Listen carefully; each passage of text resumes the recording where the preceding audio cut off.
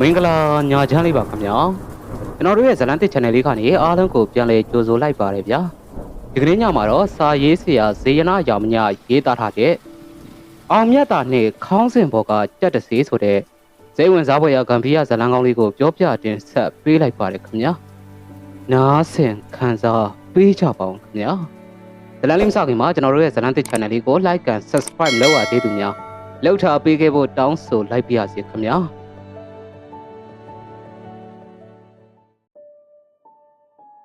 ကျွန်တော်တို့ဆရာတပည့်2ယောက်ခြေဦးတဲ့ရာကိုအင်ရာဆိုတဲ့အတိုင်းခရီးထွက်ခဲ့ကြတဲ့အချိန်ငယ်စဉ်ကကျောင်းနေပါတငယ်ချင်းဖြစ်တဲ့မြင်ထွန်းနဲ့အမှတ်မထင်ဆုံတွေ့ခဲ့ကြတဲ့မြင်ထွန်းကကျောင်းမပြီးခင်မှာပဲတစ်ခုတ်တဲ့အလုပ်ထဲခြေစုံပြစ်ဝင်ပြီးနေတကာလှည့်လျှောက်သွားရာကနေကျို့တုံမြို့သူနဲ့အိမ်အောင်ကြားခဲ့တဲ့အကြောင်းစကားစမြည်ပြောပြရင်ကျွန်တော်ဝတ်ထားတဲ့ယောဂီရောင်ဝတ်စုံကိုကြည့်ပြီးတော့တစုံတစ်ခုကိုတွေးနေတဲ့ဟန်ကိုမြင်လိုက်ရတယ်ဒါကိုအကဲခတ်မိတဲ့ကျွန်တော်ကရင်နှွေးချမ်းတစ်ခွက်ကိုဟန်ပပတောက်လိုက်ပြီးငါအလုပ်အကိုင်ကိုမင်းသိကျင်နေပြီမဟုတ်လားအဲ့ဒါလို့မေးလိုက်တော့မြင်ထွန်းကခေါင်းကိုခက်ဆက်ဆက်ညှိပြီးဟုတ်တယ်ကွာမင်းကဘေးတင်စီရလားအဲ့ဒါလို့မေးပါလေရောအဲ့ဒီတော့မှကျွန်တော်ကဂိုင်းရဲ့လှုပ်ထုံးလုံနည်းတွေကိုအသေးစိတ်ရှင်းပြလိုက်ရာမြင်ထွန်းအံ့အားတင့်သွားပြီးဒါဆိုရင်မင်းတို့ကအထက်လန်းဆရာတွေပေါ့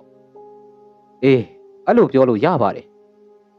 ဒါဆိုငါနေတဲ့မြို့ကိုလိုက်ခဲ့ကွာအဲ့ဒီမှာကမင်းတို့လိုဆရာကောင်းတွေမရှိဘူးကွာတခုခုဆိုအခြားနယ်ကဆရာတွေကိုပင့်ပြီးတော့ကုနေရတာငါတို့နယ်မြေကတောဘက်နည်းနည်းကြတော့နာနာဘဝတွေလည်းပေါ်တဲ့ဟိဘလောက်တောင်ကျန်းလဲဆိုရင်မီးတောက်ချက်အရက်ကိုမြေကြီးပေါ်ပလင်းလိုက်လောင်းချရင်အရက်ကလေပေါ်မှာတင်ပျောက်သွားတာကွာဟေးအဲ့ဒါလောက်တောင်လားအဲ့ထက်ကျန်းတာတွေရှိသေးတယ်ဒါတွေကိုဟိုရောက်ရင်မင်းသိလာမှာပါဘလို့လဲလိုက်ခဲ့မယ်မဟုတ်လားကျွန်တော်လည်းမြင်ထွန်းစကားကြောင့်ဆရာဖြစ်သူထံခွင့်ပန်လိုက်ရာတစ်ဖက်လူကတကူးတကဖိတ်နေမှတော့လိုက်ပေးရမှာပေါ့အဲ့ဒီစကားကိုကြားခဲ့ရတယ်ဒီလိုနဲ့ကျွန်တော်တို့လည်းကားတရံလှေတရံနဲ့တရက်လောက်သွားပြီးချိန်မှာတော့ရွာမကြမျိုးမကြဖြစ်တဲ့ကျိုးတုံမျိုးစီကိုရောက်လာခဲ့ပါတယ်တောင်တန်းတွေဝင်းရံထားတဲ့အလဲမှာတီထားတဲ့မြို့ဖြစ်တဲ့အတွက်မိုးများတဲ့ကာလတွေဆိုရင်ရေကြီးတက်လို့အိမ်တိုင်းမှာလက်ရက်လှေငယ်လေးတွေစောင်းထားတာကိုလည်းသတိထားမိခဲ့ကြတယ်။စရောက်တဲ့ညမှာတော့မြင်ထွန်းအမျိုးသမီးချက်ကြွေတဲ့သီးစုံဟင်းအသားတို့စီပြန်ချက်ကိုဝမ်းကားအောင်စားပစ်ခဲ့ပါတယ်။ညသာစားပြီးတဲ့အချိန်အိမ်ရှိကွက်ပစ်မှာရေနွေးချမ်းတအိုးနဲ့ထိုင်ရင်ရောက်တဲ့ရရစကားတွေပြောနေတဲ့အချိန်လုံကြီးခက်တတူဝတ်ထားတဲ့ယောက်ျားတစ်ယောက်ကကျွန်တော်တို့ကိုစူးစိုက်ကြည့်ကရွာအတွင်းဘက်ကိုဝင်သွားတာကိုသတိထားမိလိုက်တယ်။ဆရာဖြစ်သူကတော့ထွက်သွားတဲ့သူကိုကြည့်ပြီးဟန်မပြတ်ရေနွေးချမ်းတောက်နေပေမဲ့ကျွန်တော်ကတော့မနေနိုင်ပဲမြင်ထွန်းအနားကိုကတ်ခါမြင်ထွန်းခုနကအိမ်ရှိကဖြတ်သွားတဲ့လူကငါတို့ကိုအသေးချာကြည့်သွားတယ်ဟာ။အော်ဘာညိုကိုပြောတာထင်တယ်။သူကရွာရဲ့ယာအိမ်ကောင်းလေမင်းတို့ရောက်နေတဲ့အကြောင်းတော့ငါသတင်းပို့ထားပါတယ်။ဒီဘက်မှာကလက်နက်ကင်အချို့ဝင်ထွက်လုံနေတတ်တော့ရွာတဲ့သစိမ်းဝင်ရင်သတင်းပို့ရတယ်ကွ။အော်အေးပါငါတို့ကြောင့်မင်းအနေနဲ့ဘာမှမထိခိုက်နိုင်ဘူးမလား။ဟဲ့ကောင်ငါကောင်မင်းကစိုးရင်လွန်နေပါပြီကွာဘာမှစိတ်ပူမနေနဲ့လွတ်လွတ်လပ်လပ်နေဟုတ်ပြီလားကျွန်တော်တို့လည်းငယ်စဉ်ကအကြောင်းတွေပြောလာရေနွေးချမ်းတောက်လိုက်လုံနေတဲ့အချိန်မြင်ထွန်းမိမကလက်ဖက်တစ်ပကံနဲ့ရောက်လာပြီးကိုမြင်ထွန်းရှင်ထွက်သွားတဲ့နေ့ကကိုကြီးပေါ်တာဆုံးသွားတာသိပြီလားအဲ့ဒါလို့မေးလိုက်တော့မြင်ထွန်းကဗဇက်အဟောင်းသားဖြစ်သွားပြီးဟမ်ငါမသိဘူးဘလို့ဖြစ်တာလဲတောင်ပေါ်မှာတစ်ခုတ်သွားရကနေတစ်ပင်ပြီးတေးတာတဲ့အလောင်းကမြင်မကောင်းဖြစ်နေလို့ရွာထဲမှာတော့မထားပဲရွာပြင်မှာဆင်ထိုးပြီးတော့ထားတာဒါကြောင့်ငါတို့ပြန်လာတော့တုတ်တန်ဇရက်မှာကြော်တိုးတို့အဖွဲ့ကိုတွေးလိုက်တာကိုရင်ထုံးမိမကအာပေါင်အာရင်တန်တန်ပြောနေရကနေကျွန်တော်တို့ကိုကြည့်ပြီးဧည့်သည်တွေအနေနဲ့အနှောက်အယှက်ဖြစ်သွားပြီလားမသိဘူးကျမတို့ကဒီလိုပဲပြောတတ်လို့အားနာလိုက်တာရပါတယ်အားမနာပါနဲ့အရင်ပြောနေကြအတိုင်းပြောပါ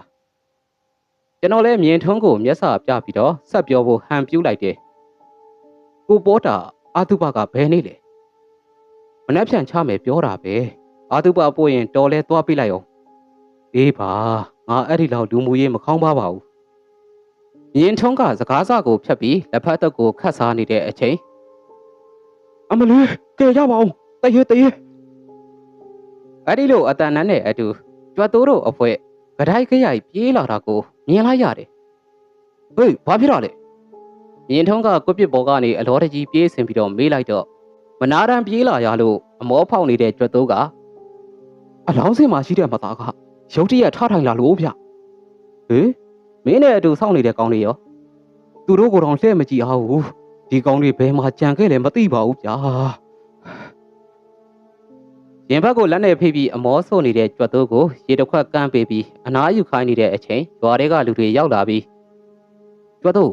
မင်းတို့မဟုတ်တာဘာတွေလျှောက်လုပ်ထားသေးလဲအော်ဘာညိုရာကျွန်တော်တို့အရက်တောင်မတော့ရသေးဘူးဗျအလောင်းကောင်ကြီးကငုတ်တုတ်ထထိုင်လာတာနောက်ပြီးတစ်ပင်ပြီးလို့ကျွတ်ထွက်နေတဲ့မျက်လုံးကိုကောက်တက်နေသေးတာဗျအမလီပြောနေရင်ကြက်သိန်းတွေတောင်ထလာတယ်ဗျဘာညိုဆိုတဲ့လူကကျွန်တော်တို့ကိုမျက်လုံးချင်းမဆိုင်ဝင့်ပဲကြွက်တိုးကိုမေးနေရကနေဒါဆိုဟိုကိုလိုက်သွားမှရမှာပေါ့လာကြငသိန်းကဟိုဘက်ရွာကဆရာကိုသွားပင်ကြည့်အဲ့ဒါလို့ပြောလိုက်တော့တစ်ချိန်လုံးငြိမ်နေတဲ့ဆရာဖြစ်သူကကျွန်တော်တို့လိုက်ကြည့်ပေးပါမယ်အချိန်ကလည်းနောက်ကျနေပြီဆိုတော့ဟိုဘက်ရွာသွားရင်လမ်းခရီးခက်ခဲနေမှာဆိုလို့ပါဟုတ်တယ်ဗျညိုသူတို့ကထလန်းဆရာတွေပဲဒီလောက်ကတော့အဆင်ပြေမှာပါမြင်းထွန်းစကားကြောင့်ဘာညိုဆိုတဲ့လူကကျွန်တော်တို့ကိုဝေ့ကြည့်ပြီးဒါဖြစ်ဧည့်သည်တွေကိုခေါ်သွားပေးလိုက်အောင်ငါကတော့ဘောတာတို့အိမ်ကိုအကျိုးအကြောင်းသွားပြောလိုက်အောင်မယ်အဲ့ဒါလို့ပြောကထွက်သွားခဲ့ပါတယ်ကျွန်တော်တို့ရွာပြင်ကိုရောက်တော့ဖယိုဖယဲဖြစ်နေတဲ့အလောင်းစင်ထဲမှာအဝိဖြူနဲ့အုပ်ထားတဲ့ဘောတာဆိုသူရဲ့အလောင်းကိုမြင်လိုက်ရတယ်ဆရာအလောင်းကအခုကြတော့ तू မဟုတ်တယ်လို့ပဲဗျကျွန်တော်လိန်ပြောတာမဟုတ်ဘူးမယုံရင်အရှိကြီးကိုမေးကြည့်ပါဗျာကြွတ်တိုးကအလောင်းစင်ကိုမရေတရေလက်ညှိုးထိုးပြီးတော့ပြောလိုက်တော့ဆရာကလက်ကပြပြီးဒီလိုဖြစ်ရတွေကအရင်ကလည်းရှိခဲ့ဘူးပါတယ်ပွင့်ပွင့်လင်းလင်းပြောရရင်အလောင်းတွေကိုအခြားနာနာဘဝတစ်ကောင်ဝင်ရောက်ပူးကတ်တဲ့သဘောပါအရက်နားလေအောင်ပြောရရင်တော့ဖုတ်ဝင်တဲ့သဘောနဲ့ဆင်တူတယ်အာတုဘကမနှက်ဖြန်ဆိုတော့အလားတူအပြင်မျိုးထပ်မဖြစ်အောင်ကျုပ်စီမံပေးခဲ့ပါမယ်အဲ့လိုပြောကအခေါင်းပြင်အောက်ထဲကိုအတင်းပါလာတဲ့အင်းစာရွက်တရွက်ထိုးထည့်ပြီးရွာသားအချိုးနဲ့အတူပြန်လာခဲ့လိုက်တယ်အိမ်ရောက်တော့ကျွန်တော်ကဆေးရနာကိုကပ်ပြီးခုနကအခေါင်းပြင်အောက်ထဲခဲ့တဲ့အင်းကဘာမှမဆွဲထားတဲ့အင်းမဟုတ်လားဆရာမင်းမျက်စိကလှင်သားပဲဟုတ်တယ်အင်းပေါင်တွေပဲဆွဲထားတဲ့ဆက်ကူကိုစိတ်ရှင်းအောင်ထဲခဲ့ပေးတာအဲ့လိုဆိုရင်အလောင်းကောင်ကနောက်တစ်ချိန်ထထိုင်ရင်ဘယ်နဲ့လုံးမလဲဆရာဒီကိစ္စကသွေးရိုးသားရိုးဖြစ်ရမဟုတ်လို့လက်တယ်ဘယ်သူဆိုတာဖော်ထုတ်ပေးရလိမ့်မယ်ငါအနေနဲ့စစ်မှန်နဲ့အင်းထည့်ထားရင်လက်တယ်ကအตาလေးခေါင်းဆောင်သွားမှာမင်းအနေနဲ့မနှက်ဖြန်အာတုပပို့သွားတဲ့အခါထူးခြားတာမြင်ပါလိမ့်မယ်ဆရာကဗဟေတိဆန်တဲ့စကားတွေပြောပြီးဖះเจ้าတော်ရှိကိုတရားထိုင်ဖို့ထွက်သွားခဲ့ပါတယ်နောက်နေ့နေ့လေရောက်တော့ဆရာကမောင်ကောင်းအာတုပကိုမင်းပဲလိုက်သွားတော့မင်းအနေနဲ့ထူးခြားတာတခုခုခံစားရရင်အထက်ဆရာတွေထံအမြင်ဓာတ်ဖွင့်ပေးဖို့ခွင့်တောင်းပါအဲ့ဒီစကားကိုထူးဆန်းစွာပြောခဲ့ပါတယ်ဒီလိုနဲ့ကျွန်တော်လည်းမြင်ထွန်းတဲ့အတူအာတုပပို့လိုက်သွားရင်အခြေအနေကိုစောင့်ကြည့်နေခဲ့တယ်ကျိုးတုံရွာရဲ့ဒလေးကအလောင်းစင်ကိုဝက်စစ်ပိတ်တွေနဲ့ရက်ထားတဲ့ထန်းစင်ပေါ်တင်ပြီးတော့မီးတကြုံမဲ့နေရာအထိရောက်အောင်ထမ်းပိုးသွားရတယ်ကာလာသားတွေကလည်းတုတ်တန်နာရောက်လေအလောင်းကစားတဲ့အနေနဲ့ရင်ထိုးလှုပ်ရှားပြီးဝေးလာဝါလာအော်ဟစ်ကြပါလိရောအဲ့လိုနဲ့အလောင်းကစားနေရင်ကနေအောက်မှာထမ်းထားတဲ့လူတွေရဲ့မျက်နှာမตาမယာဖြစ်လာပြီးအလောင်းစင်ကတဖြည်းဖြည်းလေးလာပါလားဒါကူကြပါအောင်ဟာမနိုင်တော့ဘူး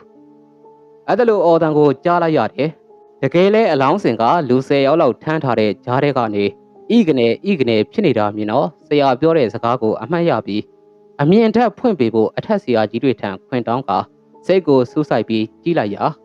အခေါင်းစင်ပေါ်မှာခွားရက်ကြီးတက်ထိုင်နေတဲ့နာနာဘဝတကောင်ကိုမြင်လိုက်ရတယ်ခြေလျားနေတဲ့သပင်အင်းသာပြထားလို့နီးရဲနေတဲ့မျက်လုံးပုတ်လောက်ကြီးတဲ့ခန္ဓာကိုယ်ရှိတဲ့နာနာဘဝကောင်ကအခေါင်းပြင်ကိုလက်နဲ့ပုတ်ရင်းလိုက်ပါလာခဲ့ပါတယ်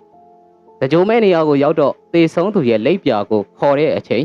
အခေါင်းစင်ပေါ်မှာရှိနေတဲ့နနာဘဝကခက်တီတီနဲ့ကပ်ပါသွားတာကိုလည်းမြင်လိုက်ရလေတယ်အဲ့ဒါကိုမြင်တော့ကျွန်တော်ကမီးတကြိုတာကိုပြီးတဲ့အထိမဆောင်တော့ပဲအိမ်ကိုခတ်တုတ်ပြန်ထွက်လာခဲ့လိုက်ပါတယ်အိမ်ရောက်တော့ဆရာဖြစ်သူကိုအကျိုးအကြောင်းပြောပြလိုက်ရာတေးသူကအစိမ့်သေးဆိုတော့သူ့ဝိညာဉ်ကိုဖမ်းချုပ်ပြီးတော့အခြားနာနာဘဝတကောင်နဲ့အစားထိုးလိုက်တာပဲဘ ဘသူလုပ်တယ်ဆိုတာကိုရောရိပ်မိလားဆရာအဒီအကြပြောဖို့ကစောပါသေးတယ်ညကြရင်အာသုဘအိမ်ဘက်တစ်ခေါက်လောက်လှည့်ကြည့်ကြရအောင်ဟုတ်ကဲ့ဆရာကျွန်တော်ကြည့်စီစဉ်လိုက်ပါမယ်ကျွန်တော်တို့လည်းညဘက်ရောက်တော့အာသုဘအိမ်ဘက်ကိုထွက်လာခဲ့လိုက်တယ်ရွာတလေးဆိုတော့အာသုဘအိမ်မှာဖေးရိုက်တဲ့သူကရရေနွေးချမ်းတောက်ပြီးစကားပြောသူကပြောနေစီကားနေတဲ့အချိန်ဆရာကအနားကိုရောက်လာပြီးအာသုဘထမင်းပကံနာကိုအာယုံဆိုင်ပြီးတော့ကြည့်အဲ့ဒါလို့ပြောလို့ကြည့်လိုက်ရာလိပ်ပြခေါ်ထားတဲ့အဝေးအစားနားမှာချထားတဲ့ထမင်းပကံကိုအားရပါရထိုင်စားနေတဲ့နန္နာဘဝတကောင်ကိုမြင်လိုက်ရတယ်တွေ့လာမောင်ကောင်ဒီကောင်ကတေသူရဲ့နေရာကိုအစားဝင်ယူထားတာပဲဒါဆိုတေသွားတဲ့သူရဲ့ဝိညာဉ်ကရောဘယ်ရောက်နေတာလဲငါအထင်ပြောရရင်တေသူရဲ့ဝိညာဉ်ကိုတယောက်ယောက်ကခိုင်းစားဖို့ချုပ်နှောင်ထားတယ်လို့ထင်တယ်ဒါကြောင့်တေသူရဲ့နေရာမှာဒီနန္နာဘဝကောင်ကိုအစားထည့်ထားခဲ့တာပေါ့နော်လောလောဆယ်ဒီအမှုရဲ့လက်တဲ့ဘသူဆိုတာသိအောင်လုပ်ရမယ်အဲ့ဒါလို့ပြောပြီးနာရေးအိမ်ကနေပြန်ထွက်လာခဲ့လိုက်တယ်တဲတဲ့အိမ်ကိုရောက်တော့ဆရာဖြစ်သူကလွယ်အိတ်ထဲကနေမိုင်းကင်ဆက်ကူအချုပ်ကိုထုတ်ယူကာအင်းစမတွေရေးဆွဲနေတာကိုမြင်လိုက်ရတယ်ညတကောင်ရောက်တော့ဆရာဖြစ်သူကအင်းချက်တစ်ချက်ကိုမီးရှို့ပြာချလိုက်ရာတင်းဤနေတဲ့အမွှေးနှံ့တွေထွက်ပေါ်လာခဲ့တယ်နောက်မှသိရတာကမီးရှို့လိုက်တဲ့အင်းကအိမ်မွေချတဲ့နေရာမှာသုံးတဲ့အင်းဖြစ်တယ်ဆိုတာပဲမကြခင်မြင်ထွန်းတို့လင်မယားရဲ့ဟောက်တန်တွေကအခန်းထဲကနေထွက်ပေါ်လာခဲ့တယ်အဲ့ဒီတော့မှဆရာကအိမ်တကားကိုဖွင့်ခိုင်းပြီးအပေါက်ဝတက်တဲ့မှာတာမန်လူတွေမမြင်နိုင်တဲ့စီးသုံးတန်ကိုတားထားကရမ်းပြင်ကိုလက်နဲ့ပုတ်ပြီးနှုတ်ကနေတတွတ်တွတ်ရွတ်ဆိုလိုက်တဲ့အချိန်အလုံးကိုဆိုးရွားတဲ့အပုံနှံ့နဲ့အတူဆွဲဆွဲငငင်ဥလိုက်တဲ့ခွေးဥတန်တွေကိုတစ်ဆက်တည်းကြားလိုက်ရတယ်ကျွန်တော်ခွေးဥတန်ကြားတဲ့ဘက်ကိုကြည့်လိုက်ရာဥကောင်းတစ်ခုလုံးသွေးတန်တရေရေဖြစ်နေတဲ့လူတစ်ယောက်ကညိုးငယ်တဲ့မျက်နှာထားနဲ့ပါးစပ်မြိတ်အောက်မှာရက်နေတာကိုမြင်လိုက်ရပါတယ်ဆရာဟိုလူကသေသွားတဲ့လူမဟုတ်လားဘလို့ကြောင့်ဒီကိုရောက်လာတာလဲငါအမိန်ပြန်ပြီးတော့ခေါ်တာကသူ့ကိုချုံနှောင်ထားတဲ့သူရောက်လာတာကချုံနှောင်ခံထားရတဲ့သူဆိုတော့တခုခုတော့လွဲနေပြီဆရာကစကားပြောနေရင်တခုခုကိုစဉ်းစားမိဟန်နဲ့တင်းကိုခေါ်တာမဟုတ်လို့လာရလမ်းအတိုင်းပြန်သွားစီရုပ်အမိန်ကိုလွန်ဆန်ပြီးတော့ပေကတ်နေတဲ့သူအဖိုးကတော့မလာမချင်းငရဲမီးနဲ့မြိုက်ခံထားရတယ်လို့ပူလောင်ပါစေသားအဲ့ဒါလို့ပြောပြီးကျန်းကိုလက်ဝါးနဲ့ပုတ်လိုက်ရာဒဇမ်းမိတ်အောက်မှာရက်နေတဲ့သူချက်ချင်းပျောက်ကွယ်သွားခဲ့တယ်မကြခင်မှာပဲလူတယောက်ပစိုးကိုခေါင်းမူးချုံပြီးကြပြကြရပြေးလာနေတာကိုအိမ်ပေါ်ကနေမြင်လိုက်ရတယ်မောင်ကောင်းဒီလူအိမ်ပေါ်ရောက်တာနဲ့အိမ်တကားပေါက်မှာမူလပြန်ရင်သွားကတ်ထားလိုက်အဲ့ဒါလို့ပြောတော့ကျွန်တော်လည်းအင်းချက်ကိုယူကာတကားပေါက်နာမှာသွားဆောင်နေခဲ့လိုက်တယ်။လုံကြီးခြုံထားတဲ့လူကအိမ်ပေါ်ကိုရောက်တာနဲ့တောက်တစ်ချက်ခောက်ပြီးငါ့ကိုခေါ်တာဘာလို့ဖို့လဲ